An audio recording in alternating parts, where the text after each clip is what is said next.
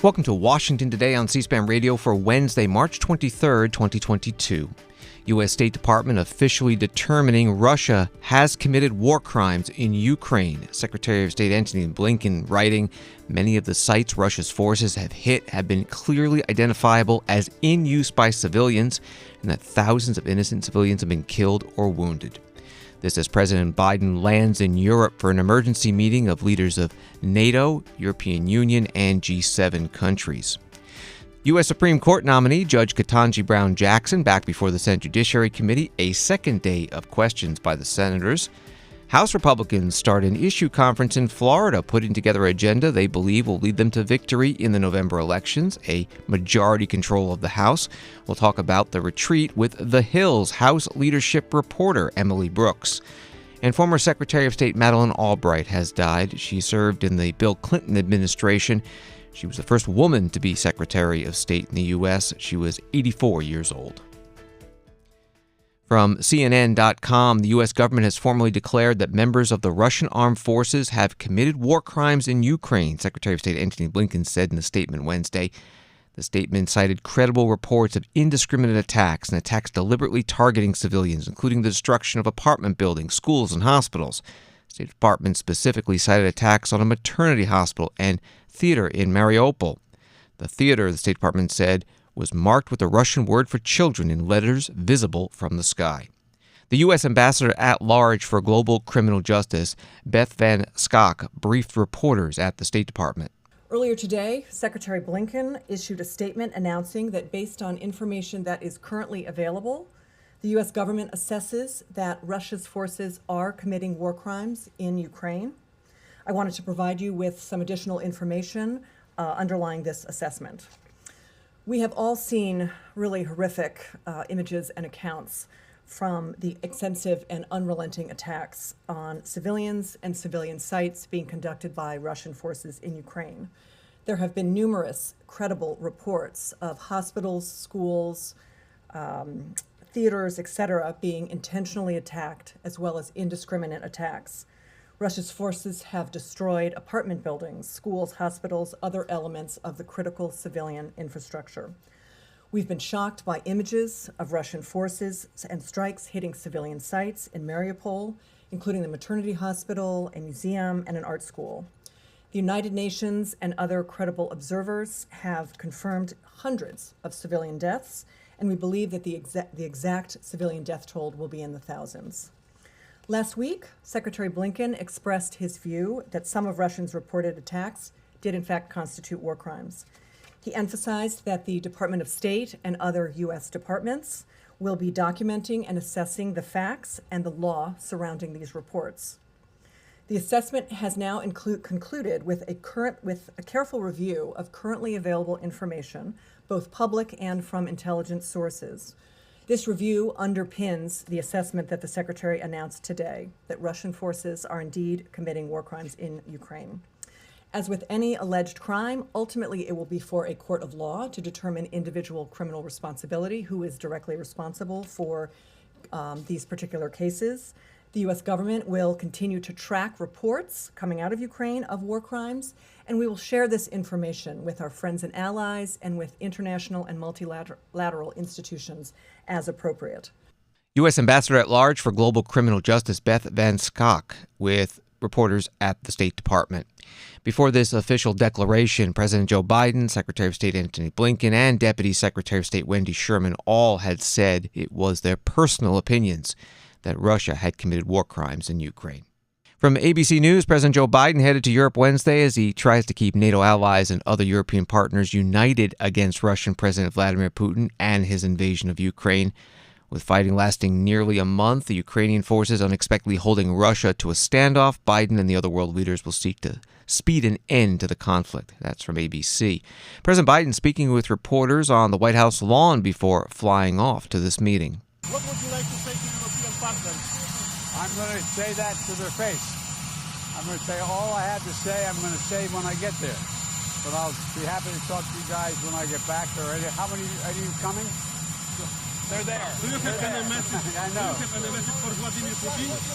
President, how concerned are you about the threat of chemical warfare right now, that Russia will use chemical weapons. How high is that threat? I think it's a real threat.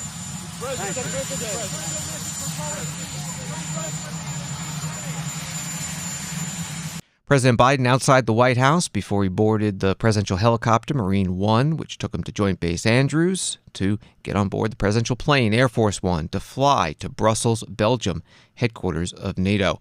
During the flight, President's National Security Advisor Jake Sullivan speaking with reporters about the trip. Full day tomorrow in Brussels. The president will start by meeting with the Secretary General to check signals, get on the same page in terms of the agenda for the NATO summit. And then he'll be at the NATO summit for 3 hours with his 29 fellow allied leaders. So it'll be NATO at 30. NATO itself has not, as an institution, been involved in the coordination or facilitation of security assistance to Ukraine. It's been individual members, individual allies who have done that. The United States obviously providing a really significant amount of military equipment and weapons to Ukraine, and also coordinating the supplies of allies as well to facilitate their delivery. So it will be a subject of discussion at the summit, even though institutionally NATO is not engaged in it. How we make sure that we're continuing to support Ukraine in its effort to defend itself, will be a topic of conversation among the leaders while the president is in Brussels. They will also discuss the question of NATO's force posture on the eastern flank. Leaders will ratify some of the decisions taken by defense ministers last week. We'll have more to say on that tomorrow. But they'll also task the military and political instruments of NATO to set out a longer-term game plan for what forces and capabilities are going to be required in those eastern flank countries to be ultimately agreed at the Madrid summit this summer, so that we've got a long-term footprint that is matched to the new security reality that's been created both by Russia's full-scale invasion of Ukraine and by what's happening in Belarus, including the fact that we're seeing Russian forces and projecting Russian forces ending up in a posture where there's more of them more frequently on the territory of Belarus, and perhaps other capabilities as well. National Security Advisor Jake Sullivan with reporters on Air Force One flying off to Brussels, Belgium. In addition to the meeting with the NATO leaders, the President will meet the leaders of the European Council and G7 major industrialized countries over the next couple of days. Ukrainian President Volodymyr Zelensky also expected to give a speech remotely to the NATO summit. Reuters reports that President Biden is carrying with him plans for more sanctions that sources said include members of the Russian parliament. Also to be discussed, actions to further cut off Russian energy imports. A reporter's question to the U.S. National Security Advisor Jake Sullivan on Air Force One. Energy sanctions or energy actions. What you mentioned this yesterday. What is on the table in terms of some sort of deal or anything between the U.S. and the EU to try to reduce reliance on Russian energy? Of course, European partners have been more hesitant to enact the same measures that the UK, the US, Canada, and others have because they rely more heavily on it, in particular on natural gas. Is there anything you're going to discuss or announce on that? Is there a deal in place? What can you tell us? This is a substantial topic of conversation. A major priority for both the president and his European allies is to reduce the dependence of Europe on Russian gas. Full stop. And the practical roadmap for how to do that, what steps have to be taken, what the United States can contribute, what Europe has to do itself. This has been the subject of intense back and forth over the course of the past few days and weeks. And we will have more to say on this subject specifically on Friday, particularly with the European Commission and the European Commission President von der Leyen. So he'll discuss it tomorrow. But in terms of further things to say publicly on the subject, I'm not going to preview it today, but you can zero in on Friday morning for more news on that, so stay tuned. National Security Advisor Jake Sullivan flying with President Biden on Air Force One to Europe. This from Bloomberg News. Negotiations on a bill that would end normal trade relations with Russia, the latest effort to hit Moscow economically following its invasion of Ukraine, have hit a slowdown in the U.S. Senate that threatens to push final passage into next week. Senate Majority Leader Chuck Schumer said he wants the legislation that would revoke Russia's favored trade status and allow the U.S. to raise tariffs on Russian imports to pass the Senate this week. But that timeline could slip if Democrats can't cut a deal with Republicans over whether to include a ban on Russian oil imports. Senator Schumer today tried and failed to get a unanimous consent agreement to get a vote on the original bill.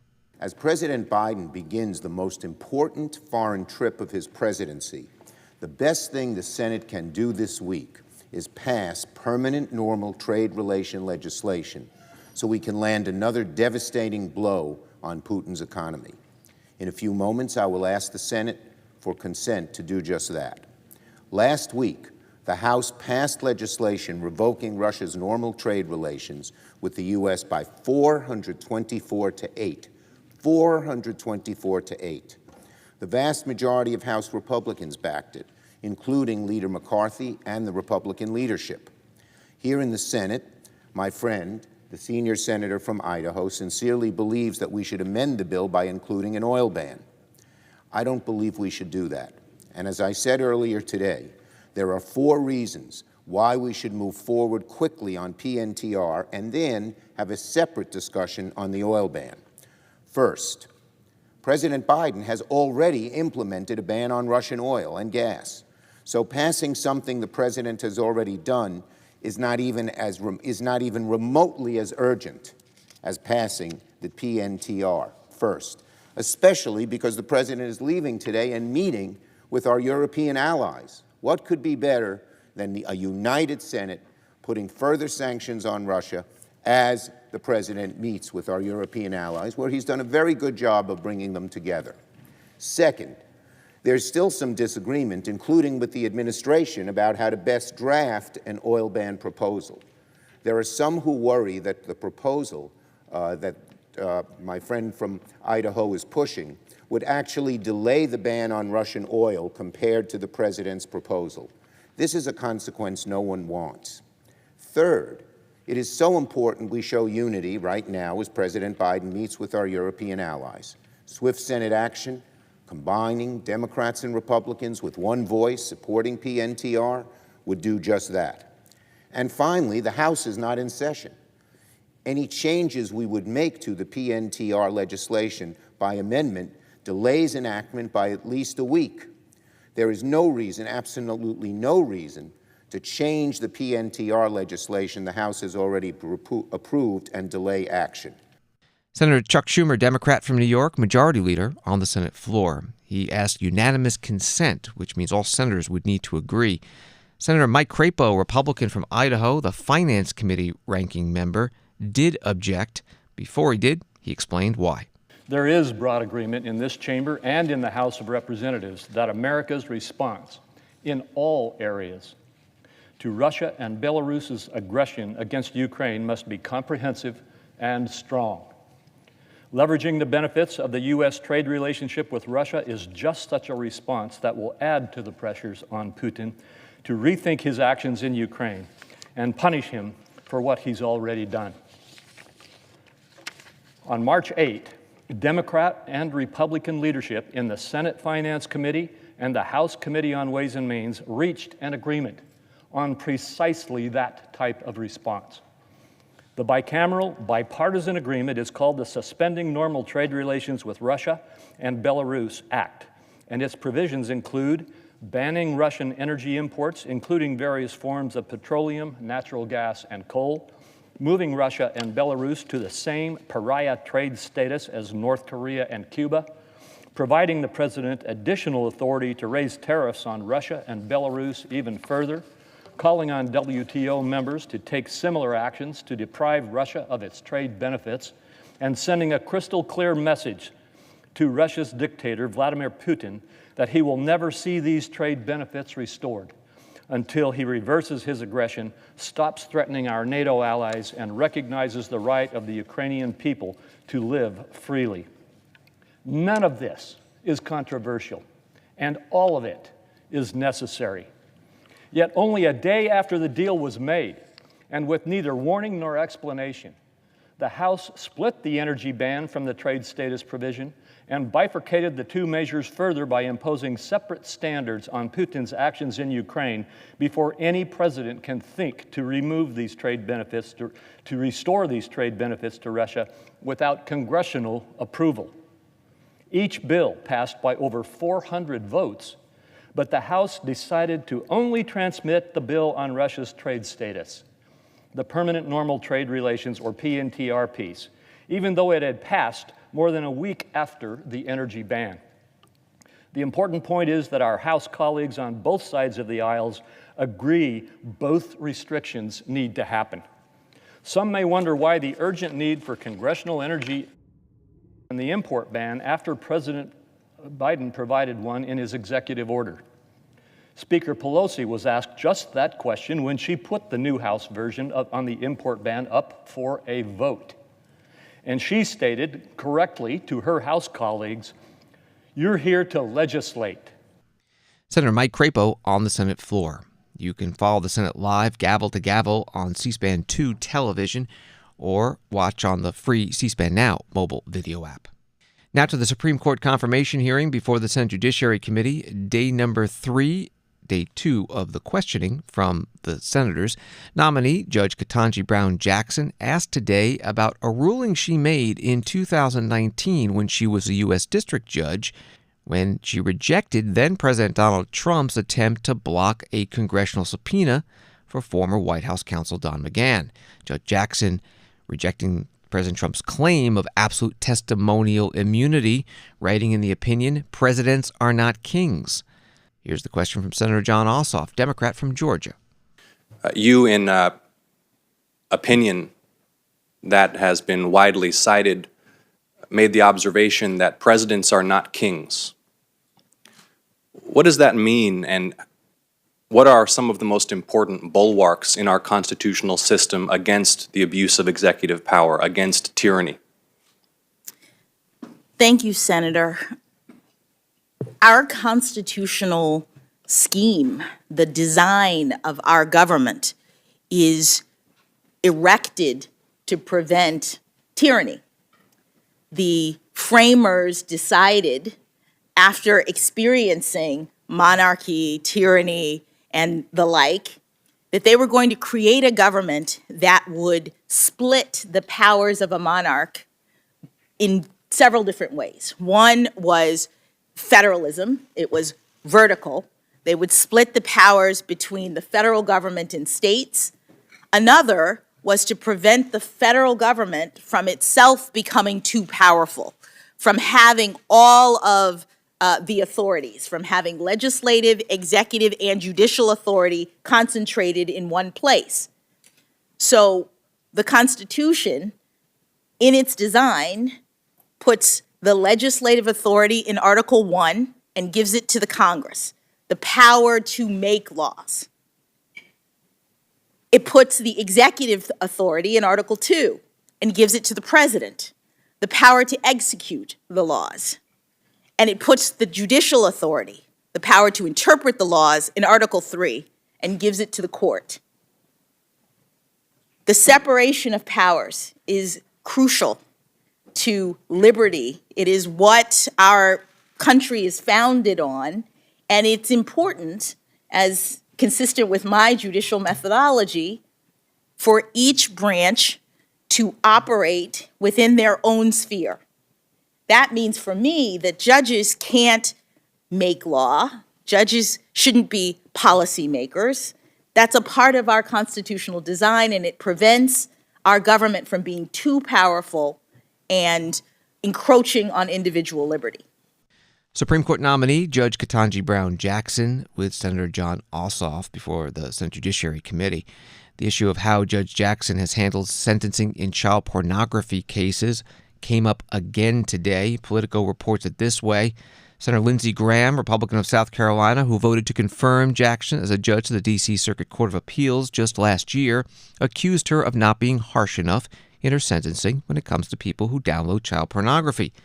Defenders of President Joe Biden's pick, first black woman nominated to the high court, have repeatedly noted that her record on child pornography sentencing is in line with the vast majority of federal judges. Jackson said the internet has made it so easy to download large volumes of child pornography that federal sentencing guidelines no longer make sense in the recommendation of strong sentences for possessing large numbers of images or for using a computer in the crime. That was from Politico. Here's part of today's exchange. You're going to hear Senator Lindsey Graham and Judge Jackson, also the voice of committee chair, Senator Dick Durbin, Democrat from Illinois. The point of the guidelines is to assist judges in determining what punishment to provide in cases. And there are horrible cases, but the idea is that between the range of punishment that Congress has prescribed, judges are supposed to be providing proportional punishment based on what a person has done. The sentencing scheme doesn't place everybody at the same level. The point of judging and the guidelines is to look at what has happened in a case, compare defendants to each other in terms of what they've done, and give proportional penalties based... Mr. Chairman, this is she has said, Mr. Chairman, she does not use sentence enhancements in the area of somebody using a computer for everybody. Can I explain why, sir? I'm going to give the witness an opportunity to respond to you, Senator. Finally. At Why? the time that the guidelines were created for child pornography, this crime was primarily being committed by people who were literally mailing 1, 2, 5, 10, 100 photos at a time. How's it being committed now? Would she please Go let ahead. her complete her answer? Go ahead. As a result, the commission determined in the guidelines that it was a substantial aggravating factor if the facts of the case demonstrated that someone had been distributing hundreds of images, because what that meant was over this long, maybe it was a long period of time, they had collected one photo at a time, they had amassed it, they had potentially mailed one at a time, and that showed really aggravated, terrible conduct. I'm not saying as a baseline it's not terrible, it's all terrible. But what we're doing is we're differentiating among defendants. So in a world in which the mail is used for the purpose of distribution, it really matters whether the person has distributed 1 or 5 or 1,000. And so the guideline says, you know what? We are going to treat a person who's distributed 1,000 a lot worse, because that shows that this person is really engaged in this really horrible behavior. In comes the internet. On the internet, with one click, you can receive, you can distribute tens of thousands. You can be doing this for 15 minutes, and all of a sudden, you are looking at 30, 40, 50 years in prison. Good. Good. I understand, Absolutely Senator, but good. What I hope you we're are. trying to do. Good. Allow her to finish, please. I hope you go to jail for 50 years if you're on the internet trolling for images of children in sexual exploitation. So you don't think that's a bad thing? I think that's a horrible That's not thing. what the witness said, and she should be allowed to answer this question once and for all. Senator, all I'm trying to explain is that our sentencing system, the system that Congress has created, the system that the Sentencing Commission is the steward of, is a rational one. It's a system that is designed to help judges do justice in these terrible circumstances by eliminating unwarranted disparities, by ensuring that the most serious defendants get the longest periods of time. And when modes of commission of the crime change, such that in 2 seconds, someone can receive or distribute thousands of images, that's no longer and this is what the commission found in their studies, an indicator of a person who, relative to other people, has committed this crime in a more aggravated way. Republican Senator Lindsey Graham, Democratic Senator Dick Durbin, chair of the Judiciary Committee, and Supreme Court nominee Ketanji Brown Jackson. Another issue that has arisen repeatedly during the Supreme Court hearings, transgender rights. Today, Senator Ted Cruz, Republican from Texas, following up on a question from Tuesday night from Senator Marsha Blackburn, Republican from Tennessee. So yesterday, under questioning from Senator Blackburn, you told her that you couldn't define what a woman is, that you were not a biologist, which I think you're the only Supreme Court nominee in history who's been unable to answer the question, what is a woman?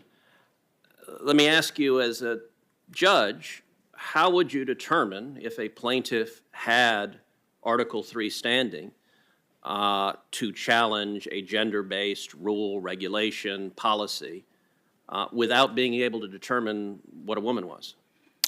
So, Senator, I know that I'm a woman. I know that Senator Blackburn is a woman, and the woman who I admire most in the world is in the room today, my mother. It sounded as though the question was... But let me ask, under the modern leftist sensibilities, if I decide right now that I'm a woman, then apparently I'm a woman. Does that mean that I would have Article III standing to challenge a gender-based restriction? Senator, to the extent that you are asking me about who has the ability to bring lawsuits based on gender, those kinds of issues are working their way through the courts, and I'm not able to comment on them.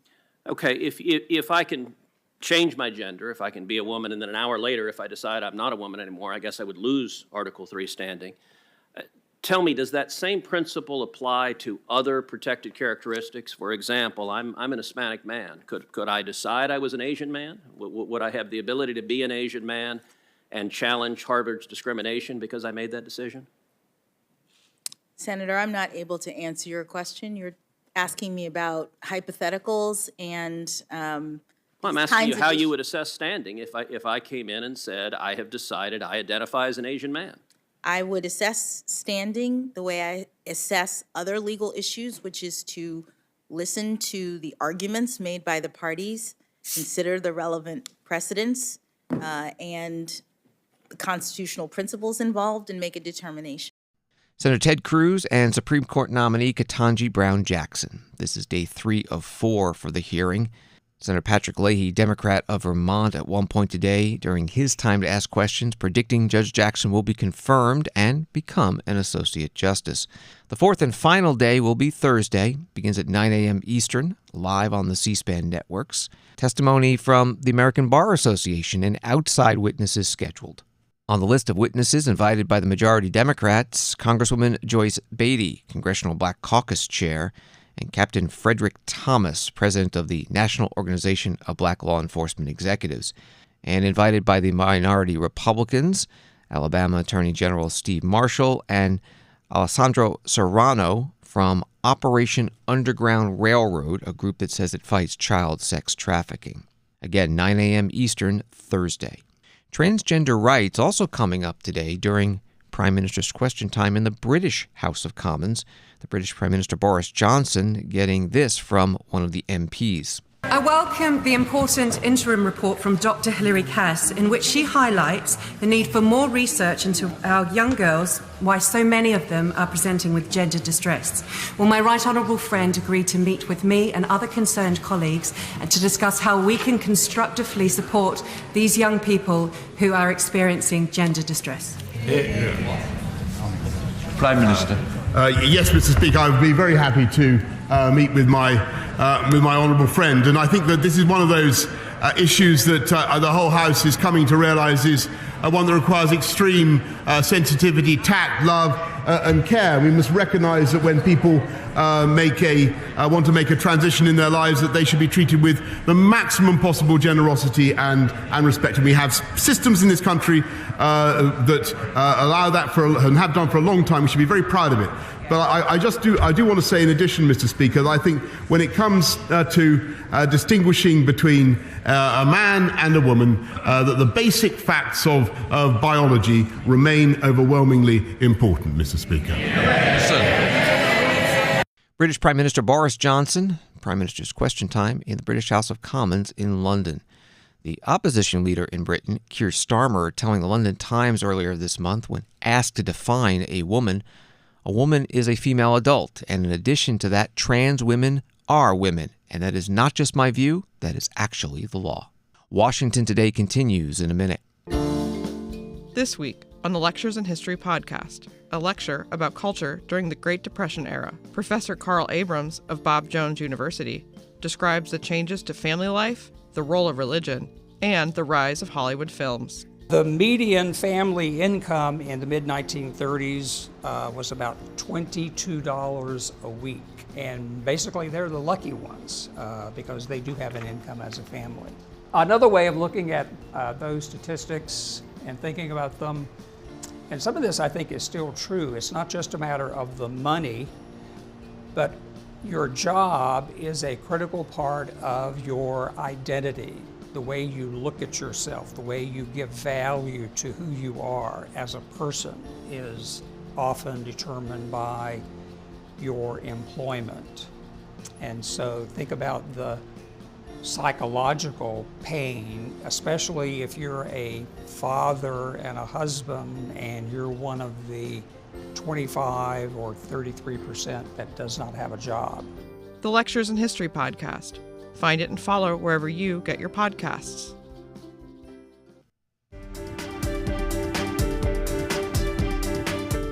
Welcome back to Washington Today, available as a podcast on the free C-SPAN Now mobile video app and wherever you get your podcasts. Republican members of Congress holding an issues conference starting today in Ponte Vedra Beach, Florida at the Sawgrass Marriott Golf Resort and Spa. In a minute, we will talk about it with a Capitol Hill reporter. First, House Republican leader Kevin McCarthy of California at an opening news conference. Well, we're glad to be back in the free state of Florida for our House GOP conference.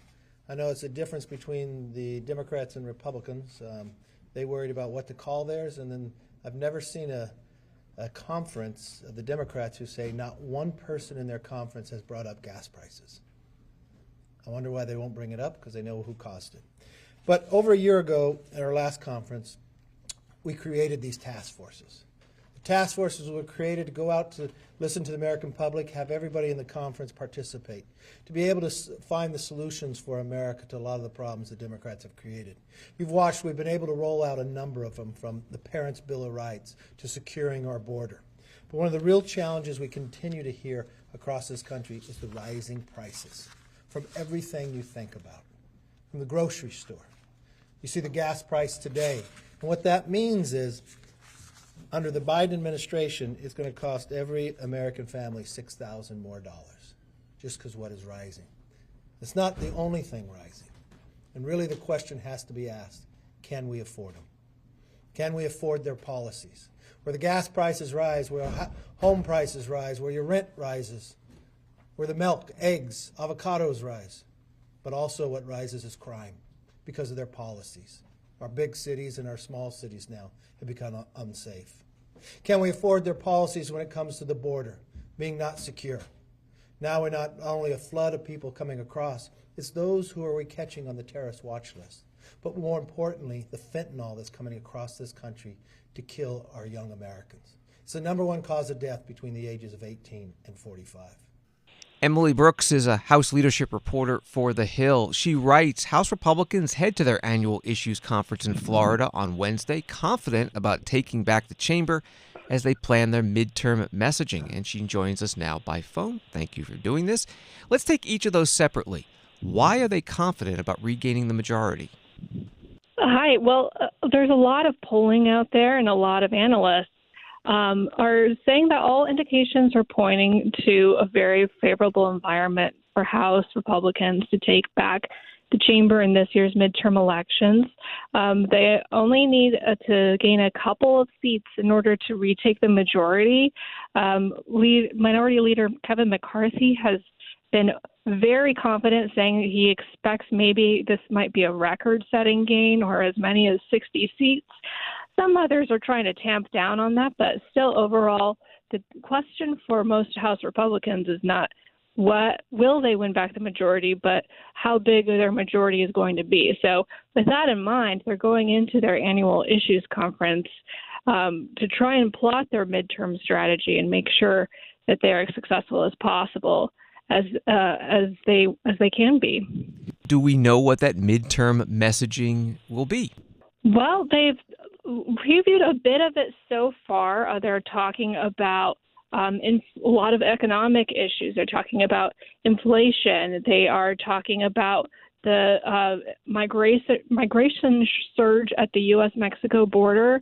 But what they're doing is trying to kind of craft a more cohesive midterm message, inspired in part by the 1994 Contract with America that former House Speaker Newt Gingrich spearheaded, who he's actually speaking at the conference. And so this version under McCarthy is called the Commitment to America, and he has assigned many of his allies in the Republican conference to head up issue task forces that are tasked with trying to come up with some policy priorities that will make up this Commitment to America plan. They've released a few things already, such as a so-called Parents' Bill of Rights bill, but there's still a number of other things that they are hoping to figure out more at this conference.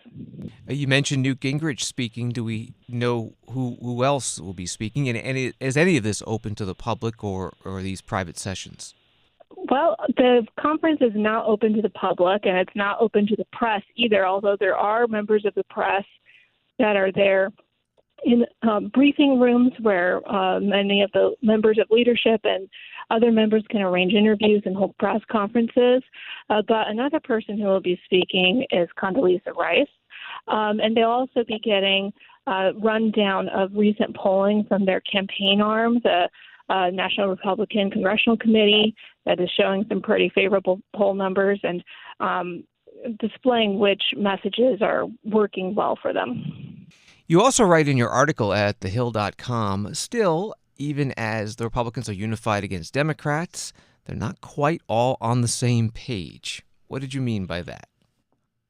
Well, for context, this is coming almost a year after the last Republican retreat in which then Republican Conference Chair Liz Cheney, who is the number 3 Republican, was causing a bit of a stir with her criticism of former President Donald Trump and his handling of the attack on the U.S. Capitol on January 6th and his denials of accepting the 2020 election. So she continued to be outspoken about that during this conference and in interviews. And just a couple weeks later, she was kicked out of the conference and removed. So while the House Republicans are feeling a little bit more unified, and it doesn't seem like there's anything bubbling quite that high profile, there's still been a number of members who are more rabble-rousers. Think of members like Georgia Representative Marjorie Taylor Greene, who have caused some internal battles to spill over into the public over the last year. And so she's gotten into a Twitter spat with fellow Republican Nancy Mace of South Carolina. Kevin McCarthy just recently had to criticize her and say it was unacceptable that she spoke at a white nationalist conference that was happening aside CPAC a couple of weeks ago. So there are, consistently things like that pop up, like that McCarthy has to address. But even through all that, a number of Republicans just are expressing that they're feeling a lot more unified than they were last year, right before they kicked Congresswoman Liz Cheney from her leadership position. And finally, why did they choose Florida, besides perhaps the nice weather? Well, this is actually the second year that they've held it in Florida. A number of Republican events have been taking place in Florida. The Conservative Political Action Conference that I mentioned, they had their second year in Florida. And at first, it was a response to not being able to hold these kind of events in states around the D.C. area, as was more traditional because of coronavirus measures and restrictions on public gatherings. But now it's become much of a statement among Republicans that, they prefer to support a state that has more open coronavirus measures. It also helps, or another draw might be, that former President Donald Trump is now based in Florida. And while he's not scheduled to speak at this conference, as far as we know, and he did not last year, it still is within close distance to Mar-a-Lago, where he is stationed. And a number of Republicans, when they're down for an event like this, like to make a round in a lap to his estate there. Emily Brooks is a House leadership reporter with The Hill. Find her story at thehill.com and follow her on Twitter at Emily Brooks News. Thank you so much. Thank you. Former President Donald Trump has withdrawn his endorsement of Republican Congressman Mo Brooks in this year's Alabama U.S. Senate primary, criticizing Mo Brooks for doubting his claim that he won the 2020 presidential election. It was only voter fraud that gave now President Biden the victory. Trump also calling Mo Brooks woke. White House COVID-19 response team holding a briefing today. Dr. Rochelle Walensky, director of the Centers for Disease Control and Prevention, discussing the new Omicron variant subvariant, BA2, which in the past 2 weeks has doubled its prevalence in the United States. CDC has been closely tracking the BA2 sublineage of the Omicron variant carefully. The variant has been in the United States for about the past 2 months, and it has been slowly increasing in proportion compared to BA1.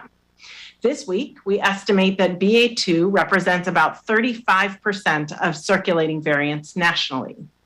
As we're learning from our colleagues in Europe, Asia, and South Africa, where BA2 has resulted in varied peaks of cases, there's no evidence that BA2 variant results in more severe disease, nor does it appear to be more likely to evade our immune protection. However, it does have increased transmission in comparison to the related BA1 Omicron variant that circulated in the US this past winter. Over the past week, we have seen a small increase in reported COVID-19 cases in New York State and New York City, and some increases in people in the hospital with COVID-19 in New England, specifically where the BA2 variant has been reaching levels above 50%. This small increase in cases in the Northeast is something that we are closely watching as we look for any indication of an increase in severe disease from COVID-19 and track whether it represents any strain on our hospitals. We have not yet seen this so far. Nationwide, cases have been steadily decreasing since the Omicron BA1 surge. While this is good news, we do expect that cases may continue to fluctuate, including increases in individual communities, which is exactly why the COVID-19 community level metrics are in place.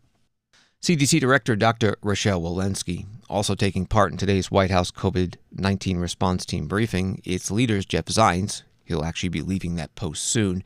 Zients says that if a second vaccine booster shot is approved by the FDA and CDC, it's been requested by the vaccine manufacturers, it will be imperative that Congress approve the $22 billion in additional COVID-19 program funding requested by the president, or it's likely those additional vaccine doses will not be available to the U.S. public. From the Washington Post, Madeleine Albright, who came to the United States as an 11-year-old political refugee from Czechoslovakia and decades later was an ardent and effective advocate against mass atrocities in Eastern Europe while serving as U.S. ambassador to the United Nations, and the first woman Secretary of State, died March 23rd in Washington. She was 84. The cause was cancer, her family said in a statement. She was Secretary of State 1997 to 2001, the second term under President Bill Clinton. The current State Department spokesman Ned Price reacting today. That the impact that Secretary Albright, Professor Albright, Dr. Albright, she's known as many titles around here and in Washington and around the world, the impact that she has had on this building is felt every single day in just about every single corridor. A number of our most senior officials, from Secretary Blinken to Deputy Secretary Sherman to our Chief of Staff, Susie George, have we're lucky enough to call her a boss, but I think the better word is probably mentor. And a number of us have had the great pleasure to have gotten to know Secretary Albright over the years. There are a number of people in this building who continue to work here and to recall very fondly her tenure. Of course, she was a trailblazer as the first female Secretary of State, and quite literally opened doors for a large element of our workforce. State Department spokesman Ned Price. In May 2021, Madeleine Albright was interviewed by David Rubenstein, founder of the Carlyle Group, on C-SPAN's American History TV. She talked about what it was like being the first female U.S. Secretary of State. I did not have trouble with foreign leaders. First of all, I did arrive in a large plane that said United States of America, and they knew that if they were going to deal with the U.S. at the ministerial level, they had to deal with me. And my first meeting really was in Kuwait with the Gulf Cooperation Council members. And at the end of it, I said, "You've been very kind. Perhaps you've noticed that I'm not dressed the way my predecessors have been. And next time we'll talk about women's rights." And we did. So that wasn't my problem. I did have more problems with the men in our own government. And not, I think, because they were male chauvinist pigs, but because they had known me too long. And I had lived in Washington a very long time. I had had them over for dinner where I actually cleared the plates, or I was the carpool mother, or then when I was a staffer, I made a lot of coffee and Xeroxed, and they had seen me in other roles. And I think some of them thought, well, how did she get to be Secretary of State when I should be Secretary of State? So I did have more problems with the men in our own government than with foreign leaders. Former Secretary of State Madeleine Albright on C-SPAN's American History TV, May 2021. She has died at the age of 84.